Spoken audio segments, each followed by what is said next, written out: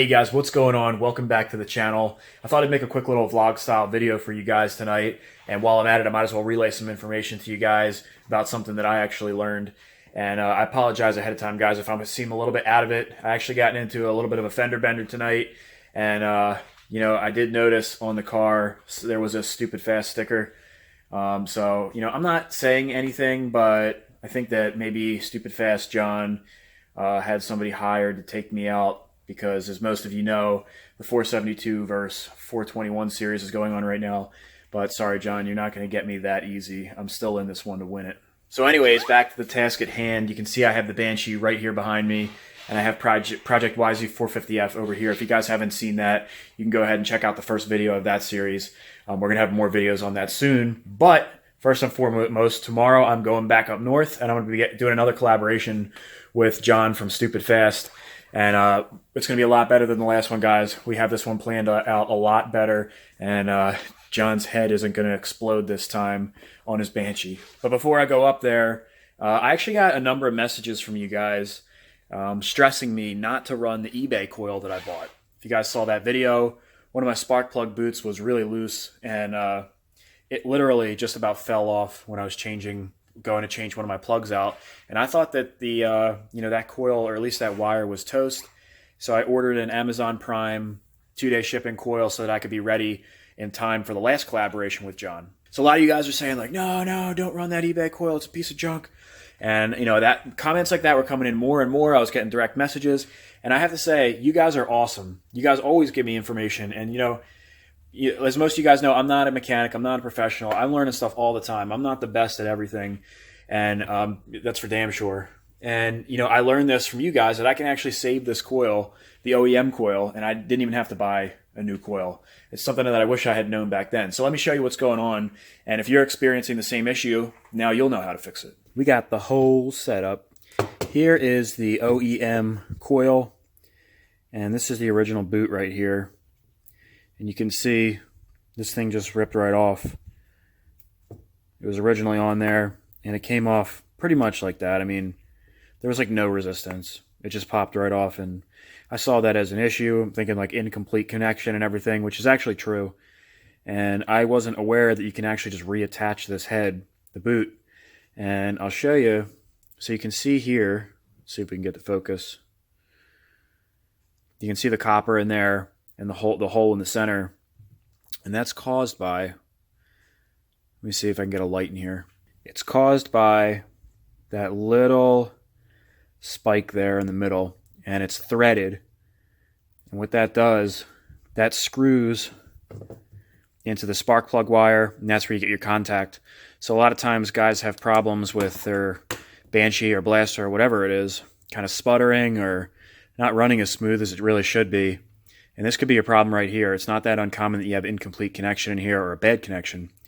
So I did a little bit of research, and from some of the stuff that you guys were telling me, it was more than one is a lot of people were sending me questions or, suggestions on, like I said, not running that aftermarket coil and to do this. So what we're going to do is clip this down a little bit to get a new section of wire. Boom. So we'll take off about a ½ inch. And you can see it looks fresh in there. Doesn't matter that there's not a hole. That hole was there because that threaded spike, kind of like a screw, opened that hole up. And sometimes the hole's just a little bit too big. So that new piece of wire here will get bored out and threaded. And we'll do the same thing with this one, actually. Even though I don't think there's a problem with this one, we'll twist it off.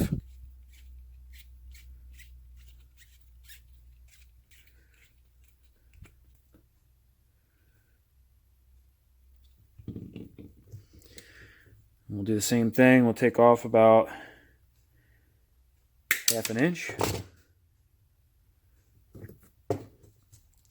Now I could put these OEM boots right back on. I think these are just fine, but it's not just the inside here that I'm concerned with. I'm sorry guys, my camera doesn't want to focus. There we go. It's the inside of the boot here that clips onto your spark plug. So it is common that these get loose and the plugs kind of jiggle around. And I'll show you, you know what it's like, man. When you put these in, get that nice positive click. And these ones really aren't bad. These ones still have some tension on there. They feel pretty tight. These don't actually need to be replaced, but I have brand new NGK boots. You can see right there, they're NGKs. We'll see what these feel like. Oh yeah, real nice positive click. Oh yeah, that's nice. So I'm going to go ahead and put these new ones on, and then we'll know that we're good to go with the coil. And you can see I got 4 of them. You guys are probably like, well, why do you have 4? Well, that's because even though John tried to kill me today, I'm still giving him 2 brand new boots because he said that his boots jiggle around and they actually fall off. They're so loose. So if you win this race because I'm giving you these boots, John, I don't know. So to put these on, and actually before I do that, I'm going to put a little bit of dielectric grease, just a dab, on the end of our wires here. That was more than a dab.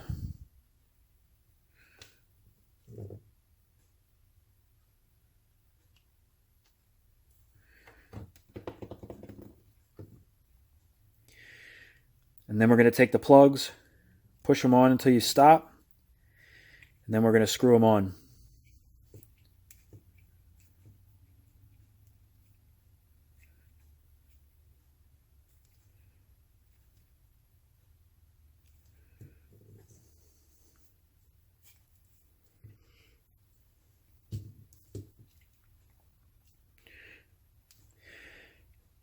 All right, that's about as tight as it wants to go. I didn't even think it would go that tight. But yeah, that's nice and tight now. So that should have a really nice solid connection.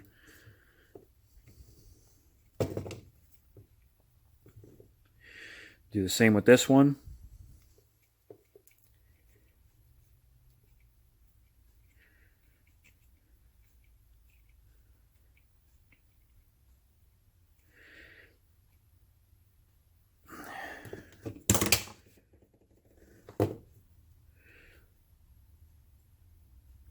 Okay, so these should be good. I'm surprised how tight they went on there. This will be much better than running the aftermarket coil. I'll show you this one. And man, these things came with super long wires. Can't even fit them in the screen. I mean, I don't know why that is. I guess maybe it's for like multiple use. You know, you can use it for other applications. I don't know. But these are the boots. And this is an issue that one of you guys pointed out, a couple of you guys. These boots aren't insulated. They're like caps. And they just have this rubber boot on the bottom to keep dust and dirt and water out. And these boots are kind of flimsy too. I mean, they fall right off. No good. So I'm not going to run this thing. Why risk it? It was like 22 bucks on Amazon. Forget about it. We're going to run the OEM one. All right, guys. So now you know. If your spark plugs are detached from your wire or you have bad connection, you might not have to get a new coil. You might be able to get new boots or even just use your existing boots and cut your wire back a little bit and you're good to go. So like I said before, guys, this is actually a trick that you guys taught me. So I really appreciate that, and hopefully I could relay this message to some other people. All right, guys, so remember to check me out on Instagram. It's Sabo350. And until the next one, guys, I'm going to get some sleep because my neck's hurting. My back's hurting a little bit from that accident, you know. Insurance money. Just kidding.